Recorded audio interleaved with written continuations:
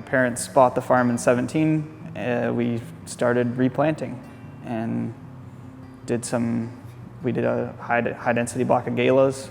Last year we did a high density block of evercrisp. And then we did the U-pick out back. I had always really worked on the farm, and I kind of told my parents, I was like, hey, I want to do this. And so they had been helping out, and then they decided to buy the farm out and to kind of try to help bridge the gap between generations. A lot of people think, hey, you learned all this stuff that you're doing at MSU, and it's yes and no. I learned why things happen at MSU. So like, it's okay, you do these cuts and it does this. Okay, why? Where it's like, okay, you go in the orchard and you work with the guys and you're learning how to prune and stuff, and you're okay, you do this and it does this and it works. Okay, why does it work? And that's what you learn at that school and the universities and stuff, is more of the biology behind why stuff happens. So that was really, really good to know, because it's like, oh, well, I know why, hormonally what triggers in the tree when we make a cut like this. And it's helped us evolve how we prune and stuff, going, okay, well, we need to steer away from doing cuts like this, and it's made a big difference. Last year we did a block of double leader evercrisp, and we planted them at a 10-foot row, 2 foot between the leader spacing. I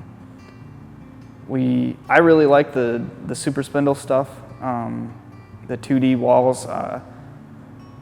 It's higher quality, the yield's really good, and they're really efficient as far as labor-wise. So I really like that side of it. It's fairly pricey to plant, but in the long run, it's more than worth it, in our opinion, and what we've penciled out. So in West Michigan, the last 5, 6, 7 years, the kind of standard has been like a 12x3 block or 11x3. In the last few years, several farms have started doing tighter than that, and to 10-2, trying to get a fruiting wall, something that's a little bit more efficient and gets higher quality than a 12x3, and something with like Honeycrisp that you have to do multiple picks. Maybe it reduces that down to 1 or 2 almost. If you do a higher color strain with a 2D fruiting wall, you might be able to single pick that. And that's a lot of labor in the long run that you could save on, especially when it comes to mechanical pruning, so hedging and stuff. Works a lot better in a 2D system like that than like a 12x3 system. There's always, like, I spend hours and hours, probably days, that go into planning a block. I spent 2 years planning the U-pick before we actually pulled the trigger and put stuff in the ground. We're already planning and putting irrigation line in for the next year's farm that we're going to plant, and having it ready so that as soon as the trees go in the ground, we can have water, because that was something we learned as our first year planting. Was we put the trees in and then just kind of started building our irrigation system, and we had to start going out there with a water tank and behind a trailer and giving them water because they were trying to die on us because it was kind of a dry summer. And so now we don't put trees in the ground unless there's an irrigation header ready to go, and because you never know what it's going to do out here. We could get 6 inches of rain in a month, or we could get 0. Last summer, for example, we had nothing all spring. It was terrible, and then we got 8 or 9 inches in a week. It was ridiculous, and then we went back to dry. So it was rough, and you can't really plan on that. So you really have to be able to help the trees along as best you can with fertilizer and water and stuff. All of our new blocks that we've planted are irrigated, and we also put deer fence around everything now. We do have a high deer population in Belding area. We saw a very significant yield bump the first year and a half after we put up a deer fence around our main farm. It's 100 acres, and we saw a pretty big bump.